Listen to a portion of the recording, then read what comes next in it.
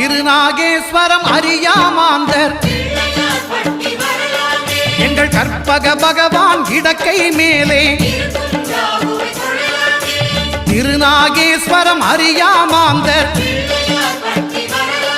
எங்கள் கற்பக பகவான் இடக்கை மேலே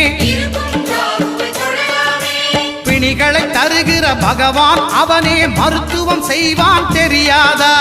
ராகுவின் பதத்தை கணபதி கைமேல் கண்டால் நன்மைகள் விளையாதா